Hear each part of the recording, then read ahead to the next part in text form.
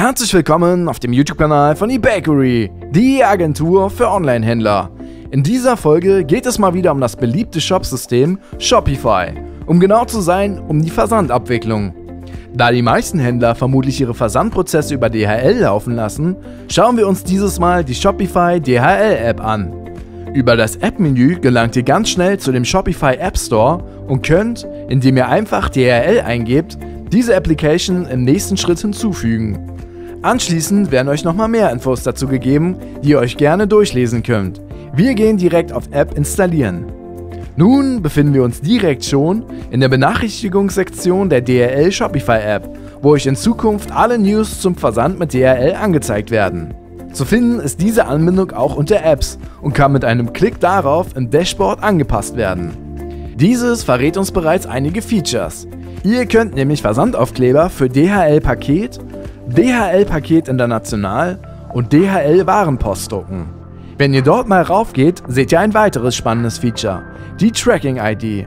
Das heißt, ihr erhaltet automatisch einen Sendungsverfolgungscode für jedes Etikett, womit sowohl ihr als auch der Kunde immer weiß, wo sich sein Paket gerade befindet. Aber auch Wunschzustellungen, also Kundenwünsche, wann diese zu Hause sind und das Paket geliefert werden soll, können hiermit berücksichtigt werden. Doch nun stellt sich die Frage, wer kann das denn nun alles nutzen? Um den DHL-Versand, also dementsprechend auch die Shopify-App nutzen zu können, benötigt ihr einen gültigen Geschäftskundenvertrag mit DHL-Paket, inklusive gültiger Zugangsdaten für das DHL-Geschäftskundenportal. Diese Daten könnt ihr übrigens dann unter DHL-Konto hinzufügen.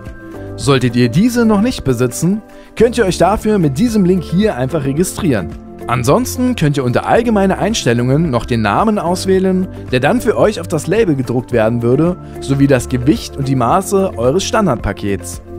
Wenn ihr mit allen Grundeinstellungen fertig seid, würdet ihr auf eure Bestellungen gehen können, würdet die gewünschte Bestellung auswählen und erhaltet die Möglichkeit, ein DHL-Label zu drucken.